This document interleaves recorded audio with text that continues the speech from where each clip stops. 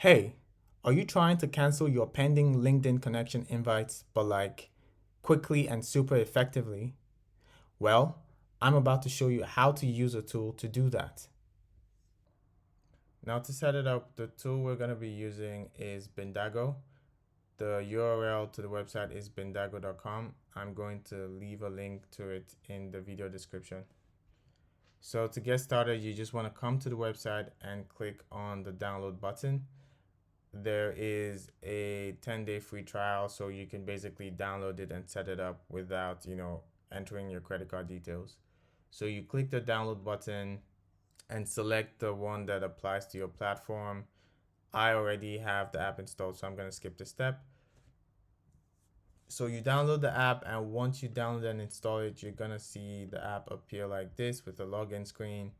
You want to click the login button, and then it's going to load up a browser with LinkedIn loaded, and then you want to connect your LinkedIn account. And once that is done, it's going to load up the app looking like this. Now, to go to your pending LinkedIn invites, you are gonna come to network connections and then go to view pending requests. And then this is gonna load up your pending requests from the oldest.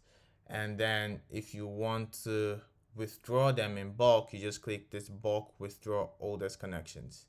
Once you click that, you then want to click, how many of them you want to withdraw. So here you can say withdraw the oldest 30. You can go as high as 100. So you can withdraw the oldest 100 if you have, a lot of pending connection requests. Once you click that, you can then click withdraw, and then it starts to withdraw one by one. And that's how you withdraw your pending connection request.